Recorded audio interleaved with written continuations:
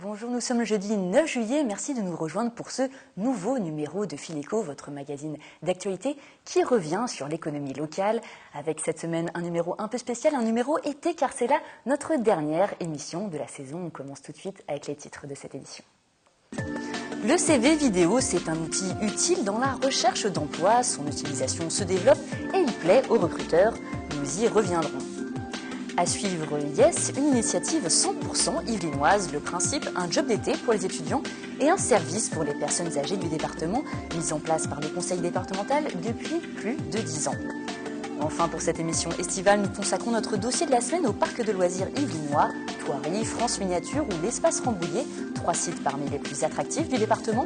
Nous verrons comment ils s'organisent pour l'été, une période cruciale pour leur économie. Et enfin, cette semaine, dans notre entretien, nous reviendrons sur Promopol, la pépinière d'entreprise de Saint-Quentin en Yvelines. Otman Asrou, le président de Promopol, viendra nous en parler. Nous reviendrons dans quelques instants sur cette année passée qui a été compliquée donc pour la pépinière d'entreprise. Mais avant cela, place au reportage.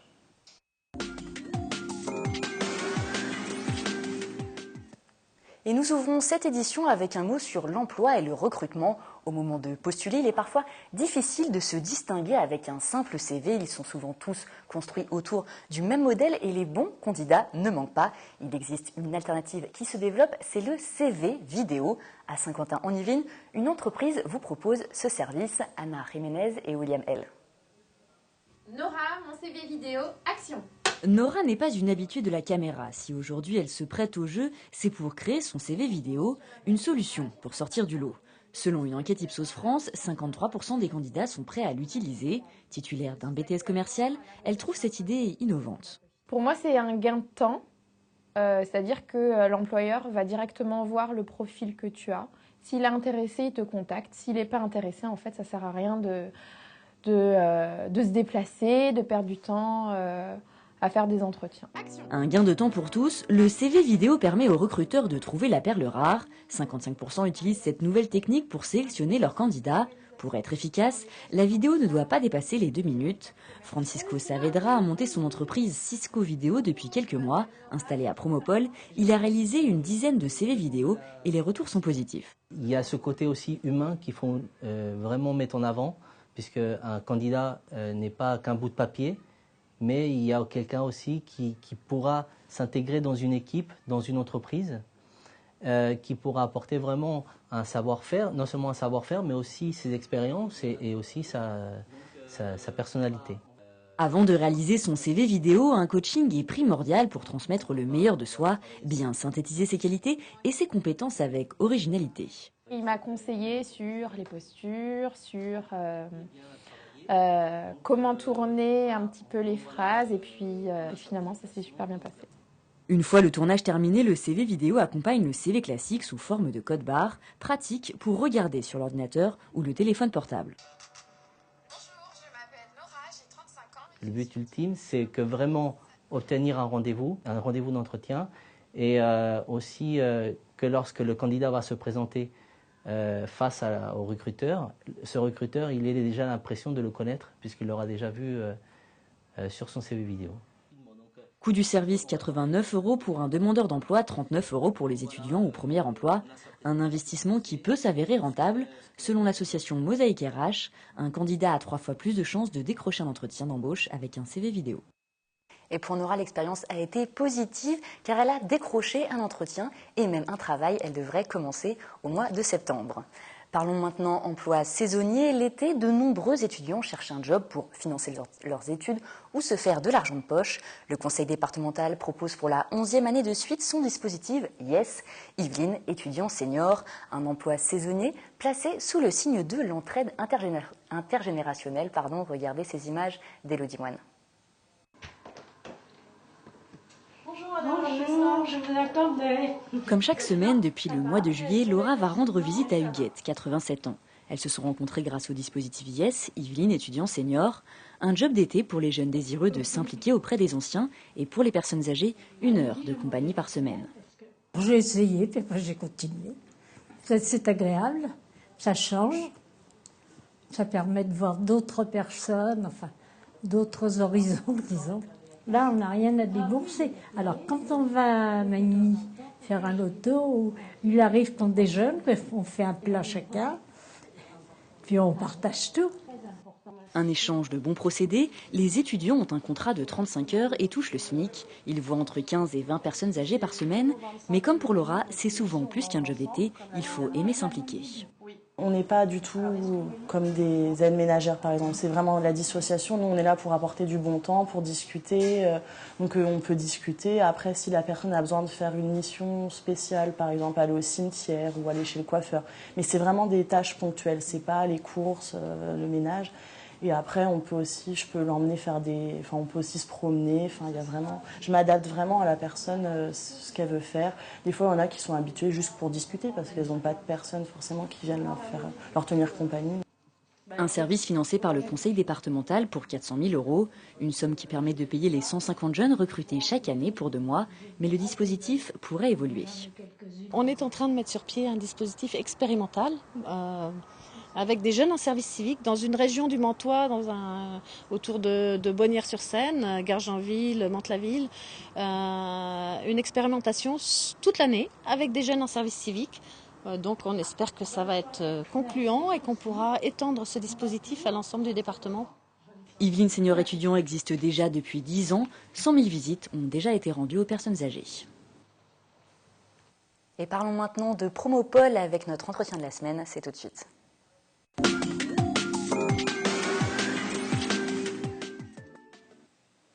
Et dans notre entretien cette semaine, nous sommes avec Othman Nasrou. Bonsoir à vous, Othman Nasrou. Vous êtes le directeur de Promopol, la pépinière d'entreprise. Nous vous avons invité pour cette dernière émission pour revenir justement sur le bilan, faire un bilan de Promopol cette année. Alors, en octobre 2014, la pépinière d'entreprise avait été annoncée en cessation de paiement. Que s'est-il passé depuis? Parce qu'il y a eu plusieurs étapes. Nous reviendrons dessus. Oui, il y a beaucoup de choses. Tout d'abord, juste pour rectifier, je suis le président du conseil d'administration de Promopol, précisément parce qu'il n'y a pas de directeur. Parce qu'à ma prise de fonction au lendemain des élections municipales de 2014, avec le basculement de l'agglomération de Saint-Quentin-en-Yvelines, on m'a confié cette mission et donc j'ai mis en suspens la fonction de directeur général pour que la confiance puisse revenir. Et j'ai moi-même, en tant que président élu de l'agglomération de Saint-Quentin-en-Yvelines, voulu prendre les rênes afin que la confiance soit rétablie, parce que c'était une structure, comme nous l'avions indiqué à l'époque, dans une situation financière très dégradée, avec un soupçon aussi sur la gestion passée, sur un tas d'actes de gestion qui étaient effectivement entachés d'irrégularités. Et donc nous avons voulu tout remettre à plat. Et donc c'est dans ma fonction, effectivement, en tant qu'élu, qu'on a souhaité refaire les choses. Ça a été tout un feuilleton, vous en avez parlé ici à plusieurs reprises, et puis la presse locale aussi s'est fait l'écho des différentes péripéties de cette histoire. L'essentiel aujourd'hui, pour tout vous dire, c'est qu'on arrive à une situation où je suis en mesure d'annoncer que Promopol sort des difficultés sur le plan financier et que la pérennité de la structure aujourd'hui n'est plus en danger. Voilà. Alors j'aimerais revenir sur les différentes étapes. Donc après la cessation de paiement, il y a aussi des procédures judiciaires qui ont été engagées. J'aimerais qu'on revienne dessus et pour qu'on explique exactement ce qui s'est passé.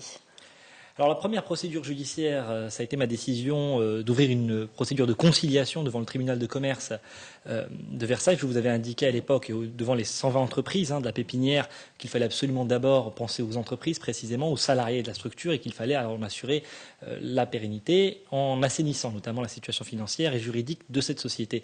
Donc j'ai ouvert cette procédure de conciliation. Un conciliateur a été nommé qui a eu pour responsabilité de mettre tout le monde autour de la table, de suivre l'évolution aussi de la stratégie de redressement que j'ai proposée et de faire en sorte qu'elle soit partagée par toutes les parties prenantes. C'est ce qui a été fait. Cette conciliation a abouti au mois d'avril, parce qu'elle était limitée dans le temps, donc un accord entre toutes les parties prenantes, accord au terme duquel la pérennité de Promopol est garantie. Alors ça passe par plusieurs dispositions. La communauté d'agglomération notamment abandonne la créance qu'elle avait, puisque la communauté d'agglomération avait injecté 535 000 € en 2012. Un Promopol qui était déjà au bord des difficultés. Voilà, et 2 ans plus tard, il ne restait plus rien de cet argent.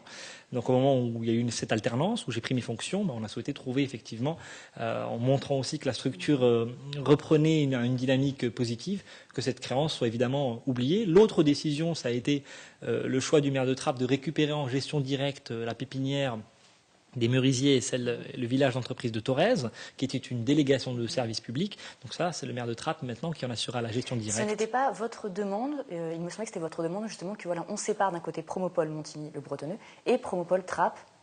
Non. Ce qui était important pour moi, c'est que quelle que soit la décision qui soit prise, elle le soit vraiment en étant soucieux de l'argent public, qu'un euro dépensé soit un euro utile, et que bien sûr, cette société est un équilibre financier cohérent là-dessus. Donc moi j'ai fait ma part du travail qui consistait essentiellement à faire en sorte que la gestion soit optimisée. On a fait 150 000 euros d'économies, c'est à peu près 20% des charges qui ont baissé entre la gestion précédente. Et comment avez-vous fait ces économies, justement? Écoutez, c'est un travail de bon sens, de mise en concurrence des fournisseurs, d'assainissement de la situation juridique. On se débarrasse du superflu, on optimise la gestion des ressources humaines, en évitant d'avoir recours, effectivement, à des prestataires qui ne sont pas mis en concurrence, en faisant les choses dans les règles de l'art à chaque étape. C'est une gestion de chef d'entreprise, de bon père de famille, et ça a apporté ses fruits, puisque c'est essentiellement ça qui a permis d'assurer la pérennité de la société. En parallèle, c'est le maire de Trappes qui avait annoncé d'ailleurs que Promopole serait liquidé et qu'il reprenait en gestion directe la pépinière de Trappes. Moi, en ce qui me concerne, si c'est sa décision, il en a la capacité juridique, mais il fallait bien sûr que Promopole soit indemnisé. J'ai donc demandé un certain montant, des déterminants financiers soient respectés. La ville de Trappes s'est engagée donc dans ce cadre-là à hauteur de 2 millions d'euros à peu près. Donc le compte y est, et pour ma part, je n'ai pas en tant que président de Promopole de remarques supplémentaires à faire sur cela. La question qui reste entière, c'est celle de la gestion passée. Et donc 2 millions d'euros, je voudrais revenir dessus. Voilà, ça va être une somme qui va être allouée à Promopole de Montigny-le-Bretonneux. Plus précisément, il y a la grande partie de la somme, c'est une reprise de la dette. Il y a 1,6 million à peu près de dettes qui étaient adossées à ce bâtiment-là, donc qui devient la dette de la ville de Trappes et non plus celle de Promopole, donc qui se désendette à hauteur de 90%. Et puis il y a effectivement une indemnité complémentaire de 400 000 euros qui sera effectivement versée par la ville de Trappes en réparation de ce qui a été dépensé par Promopole dans ce projet du bâtiment des Merisiers. Je précise encore une fois que ce qui me concerne, l'essentiel, c'est que la société y trouve son compte, mais que je n'étais pas effectivement demandeur de cette solution-là. Pourquoi pas? C'était un des scénarios. Et en tout cas, Promopole aujourd'hui peut reprendre son chemin vers des horizons un petit peu plus positifs. Je voudrais revenir sur l'audit qui avait été mené donc, à Promopole, que vous aviez donc commandé. Il n'a pas été rendu public, pourtant vous parliez justement de fautes graves, plus précisément des anomalies significatives au niveau de la gestion des ressources humaines. Pourquoi cet audit n'est-il pas rendu public, notamment pour les entreprises qui sont à Promopole? Alors, je ne sais pas ce que vous voulez dire en indiquant qu'il n'a pas été rendu public. J'ai largement communiqué sur tout cela. On m'en a même fait le reproche. Moi, j'ai considéré à l'époque, et je continue de le penser, qu'il n'y a jamais d'excès de transparence. J'ai même engagé une procédure, c'est sur la place publique, contre mon prédécesseur, qui est élu de la ville de Trappes et qui était effectivement le précédent président de Promopole. Donc, c'est une procédure aussi qui est publique, qui est devant les tribunaux.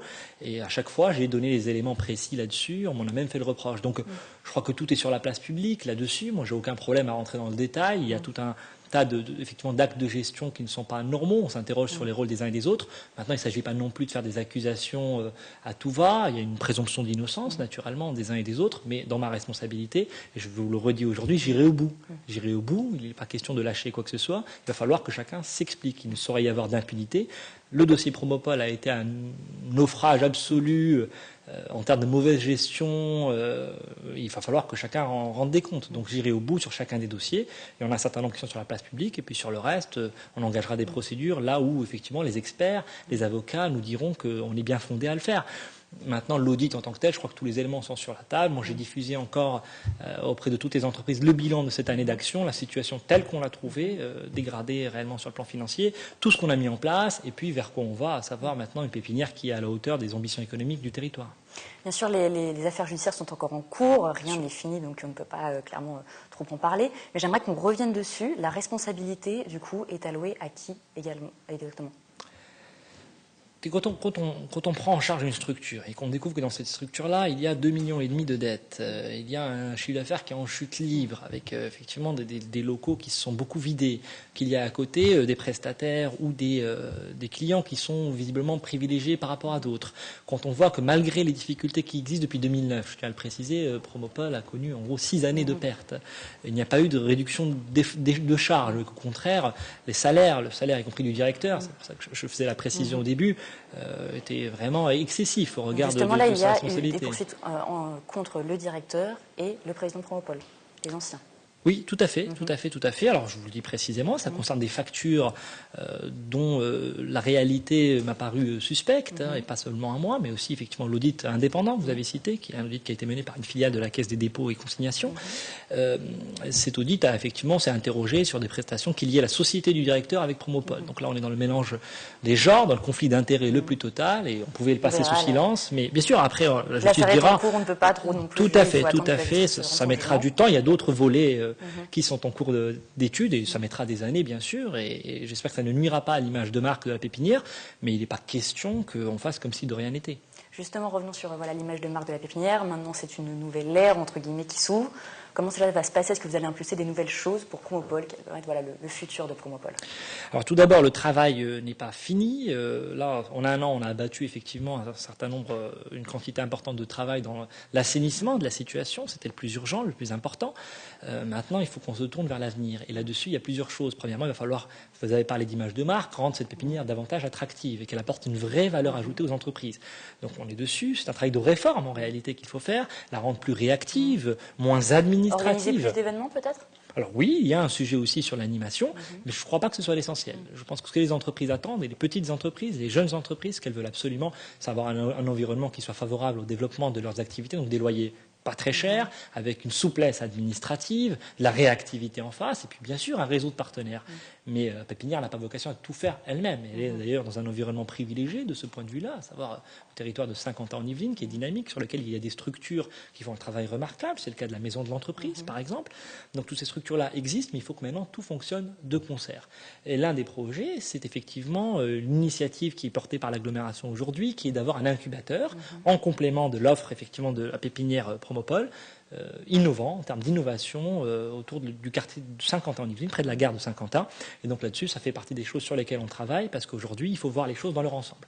Et il n'y a pas Promopole d'une part et le reste de l'autre, c'est un tout. C'est qu'est-ce qu'on fait pour le territoire. Donc là, je remets ma casquette de jeune élu de l'agglomération. Et puis voilà, l'objectif, c'est vraiment de faire en sorte que tout fonctionne de concert. Et je crois que ça va nous occuper encore un petit peu. Voilà, j'espère revenir dans un an vous dire qu'on a des réalisations très concrètes et très tangibles là-dessus. Eh bien, merci en tout cas, Otmane Nasrou, d'avoir répondu à toutes nos questions et d'être revenu sur le bilan de Promopole, cette affaire qui a duré un an et certainement qui n'est pas finie. Nous suivrons les suites justement de l'affaire de la pépinière d'entreprise. Il est maintenant temps de passer à notre chiffre de la semaine.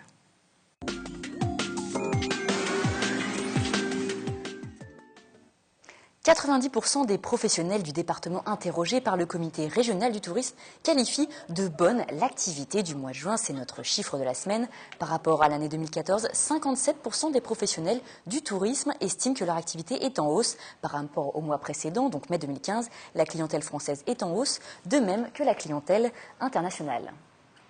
Je vous propose maintenant de passer à notre partie magazine avec le dossier de la semaine.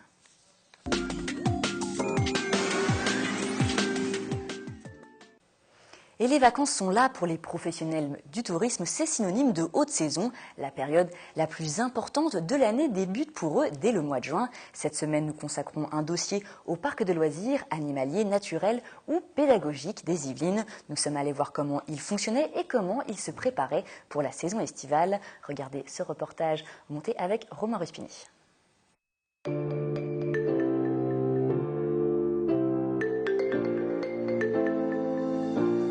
L'été est enfin là. Pour les parcs de loisirs comme le zoo de Thoiry, l'espace Rambouillet ou France Miniature, ce n'est pas le début des vacances, mais au contraire la période la plus chargée de l'année. Ici, donc, c'est des loutres d'Asie. C'est les plus petites loutres qui existent par rapport aux 13 sous-espèces. Alors, elles font entre 70 et 80 cm pour un poids de 4 à 5 kg à peu près. Plus de 1000 animaux sur un domaine de 150 hectares, de quoi attirer près de 450 000 visiteurs par an. Le parc animalier de Thoiry est le 3e site le plus visité d'Île-de-France, hors Paris, et le parc de loisirs le plus attractif des Yvelines.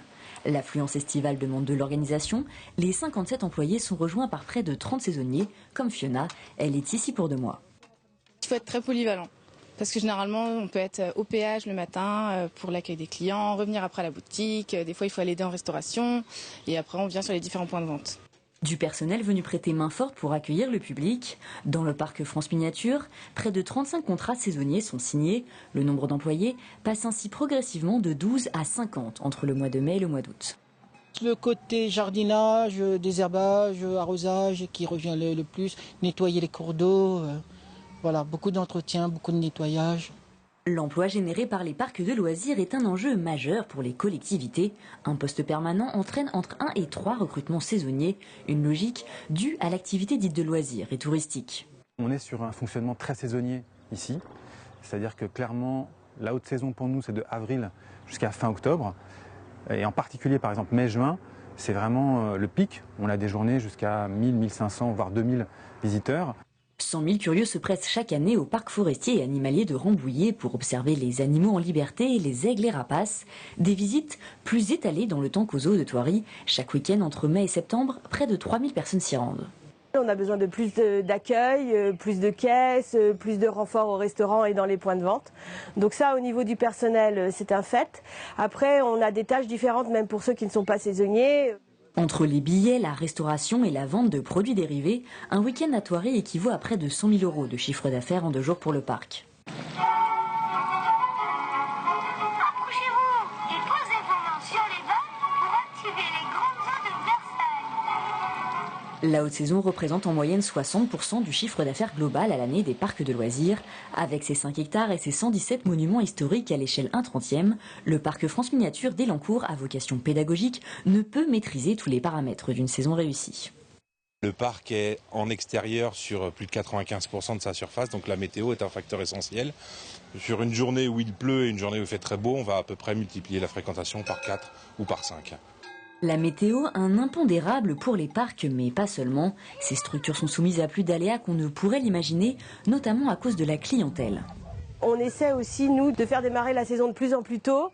Alors cette année, on a quand même eu des soucis avec le plan Vigipirate, ce qui fait que les écoles ne sont pas du tout venues en mars-avril, alors que d'habitude, avec des ateliers et des promos, on arrive à les faire venir plus tôt.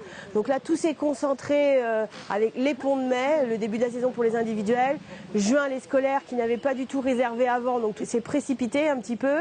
Et c'était plus court cette année.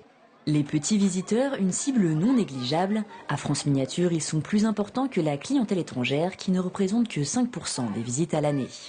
Les écoles, elles viennent beaucoup à France Miniature dans le cadre de la sortie de fin d'année. Voilà, donc on est très fréquenté par les écoles de la mi-mai à la fin juin. Là, on attaque les grandes vacances. Il y a un petit peu de centre de loisirs, mais la partie école, c'est presque 12% de la fréquentation du parc sur l'année, mais très concentré sur le mois de juin essentiellement.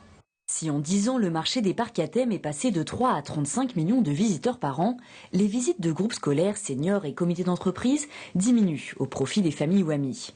À l'espace Rambouillet, 80% des recettes viennent de la billetterie. 6e site le plus visité des Yvelines, son chiffre d'affaires s'élève à 1 million d'euros, une somme presque équivalente à celle nécessaire à l'entretien du parc. On a besoin aujourd'hui de rajouter un petit peu en fin d'année pour équilibrer. Mais alors les dépenses, c'est la main-d'œuvre, les équipes, et puis toute une partie aussi il faut nourrir les animaux, et puis des dépenses classiques d'entretien, d'infrastructure sur le site, quoi. Il y a un investissement de l'ONF pour boucler le budget annuel. L'espace Rambouillet débourse 40 000 € chaque année pour compléter l'alimentation de ses animaux sauvages. C'est moins que les 400 tonnes de nourriture achetées chaque année à Thoiry pour ses pensionnaires. Du côté de France Miniature, les charges d'exploitation s'élèvent à 2 millions d'euros par an. Il appartient au groupe Grévin et compagnie, également propriétaire du parc Astérix. Comme Thoiry, le parc est privé et ne peut compter sur aucune aide ni subvention. Les 2 lieux sont dans le classement des 15 sites français qui attirent plus de 300 000 visiteurs par an. La solution pour rester attractif et rentable, se renouveler en permanence. Cette année, Thoiry innove en accueillant 16 dinosaures animatroniques, un investissement de 300 000 € pour une durée de 3 mois. Ça pousse à la revisite aussi. On sait que dans un parc zoologique, les visiteurs viennent à peu près tous les 3-4 ans. Le fait d'avoir une expo, quelque chose de phare, d'événements tous les ans, je pense que ça leur donnera aussi envie de revenir parce que les animaux, c'est toujours différent. Un parc animalier, ça se renouvelle. Donc si en plus on appuie ça avec un événement saisonnier, je pense que ça sera sympa. Une problématique différente pour le parc forestier de Rambouillet. Son objectif, fidéliser une clientèle plus à la recherche d'immersion dans la nature que d'événements temporaires. On peut dire aujourd'hui avec un recul de 40 ans par rapport au parc animalier et de 20 ans par rapport à l'espace Rambouillet, il y a une vraie place qui a été trouvée et ça correspond, on va dire, à un public qui recherche une expérience nature et un petit peu apaisée. Un point important, c'est qu'il y a à peu près 40% de nos visiteurs qui reviennent en fait. France Miniature développe plus l'évolution de son offre en proposant des innovations ludiques et en misant sur l'interactif en complément de ses maquettes. Bilan à la fin de l'été 2015, si le public est au rendez-vous, mais les directeurs de parcs sont confiants. Ce qu'on constate ici à France Miniature et dans de nombreux parcs, c'est que les Français ont l'air de de moins se pénaliser sur leurs loisirs. Voilà, il y a beaucoup de parcs, y compris nous, qui feront une année 2015 meilleure que celle de 2014. Pour l'instant, la météo nous aide beaucoup depuis quelques mois, mais on pense aussi qu'il y a un petit desserrement du porte-monnaie des Français sur les loisirs qui est favorable à l'ensemble des parcs d'attractions ou les zoos, enfin les sites de loisirs en général. Avec ses 200 parcs de loisirs, la France se place au 5e rang mondial sur ce secteur et les Yvelines ne devraient pas être en reste. Un projet de parc d'attractions d'une vingtaine de manèges est en discussion. Il devrait voir le jour en 2020 sur la zone commerciale d'Orgeval. C'est à présent la fin de notre émission. Merci de nous avoir suivis pour cette dernière émission de la saison. Je tenais à remercier toute la rédaction pour son travail, le pôle infographie ainsi que l'équipe de montage et surtout Romain Ruspini sans qui l'émission ne serait pas la même. Un grand merci également aux téléspectateurs qui nous ont suivis toute cette saison et à Monsieur Simon. Il ne me reste plus qu'à vous souhaiter de très belles vacances sur Téléfil 78.